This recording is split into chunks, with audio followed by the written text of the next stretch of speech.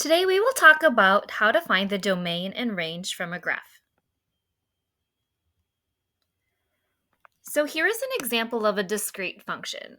This is a graph, but you can also see examples of discrete functions by mapping diagrams, a table of values, or a set of ordered pairs. So again, remember that finding the domain, we are listing all of our x's from smallest to largest.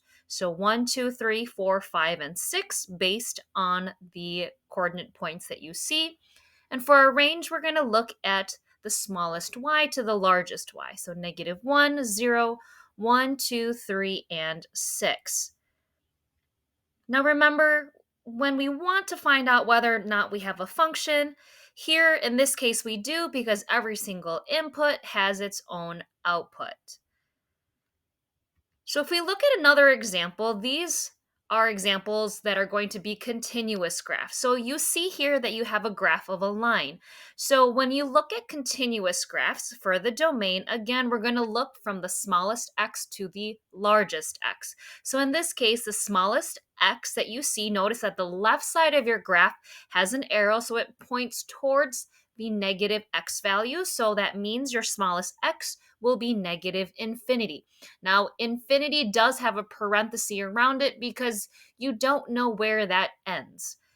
Now, if you look at the right side of your graph pointing towards the positive x values, notice that again you have an arrow in that line, which means you will have a positive infinity with a parenthesis. Again, not knowing with infinity where it actually ends. When you look at your range, again, look at the bottom of your graph. So your graph points towards the negative y values. So again, you have a negative infinity. And to the top of your graph, your line points towards the positive y values, which will get you a positive infinity. Now, is this a function, yes or no? This is actually an example of a function, and the reason why is that it passes the vertical line test.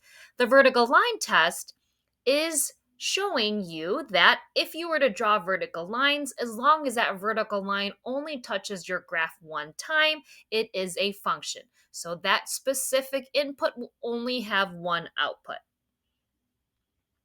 Here's another example. This is a continuous function because, as you saw with the line, it does not have an end. You don't have arrows, but in that oval shape, you have an infinite number of points or values.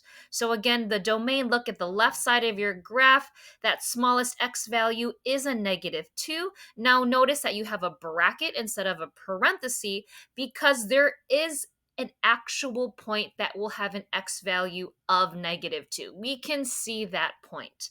Looking at the right side of your graph now, you have the largest x value that will be a positive 2. So this is an example. This is an interval, just like we had in our previous example. You have an infinite number of values in between that x value of negative 2 and positive 2. Now, if we look at the range, looking at the bottom of your graph to the top of your graph, your smallest y value will be negative 1. And looking at the top of your graph, the largest y value will be a positive 4. Again, brackets on both of those numbers. Now, is this a function, yes or no? This is actually not a function because if you draw that vertical line, notice that there are two spots that vertical line will touch that graph. So the next example that you see, you have here, looking from the left side of your graph, you do have a negative 4 as the smallest x value, and it's a parenthesis because notice that you do have an open circle. Now, looking at the right side of your graph, there is an arrow, so pointing towards the positive x values, you do have an infinity with a parenthesis to complete your domain. Now the range, looking at the lowest y, when I'm looking at the bottom of my graph, I have an arrow, so I do have a negative infinity. And the top of my graph, so the largest y, I do have a positive 2. Now at that positive 2, again, remember there was an open circle, so you will have to have a parenthesis around that 2.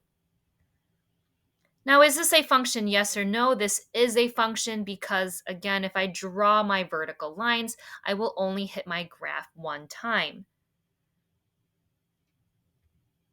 Looking at another example, again, let's look at the left side of my graph. Notice that I have two arrows pointing towards those negative x values, which I have as a negative infinity.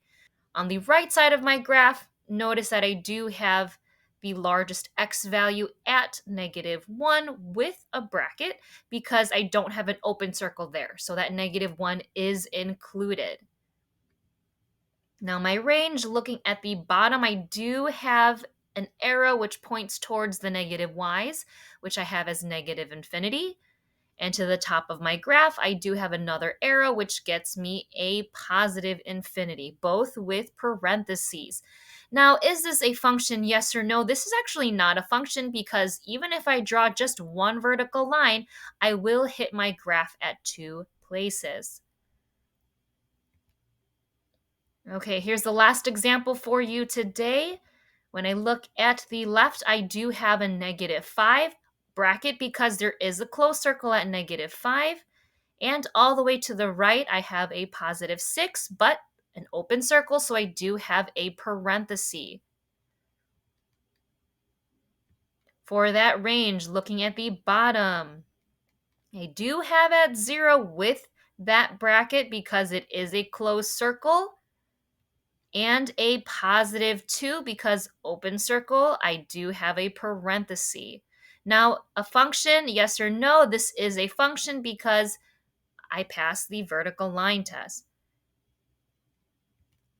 Now, some things for you to remember. Remember, when you are looking at the domain, we're looking at the left all the way to the right.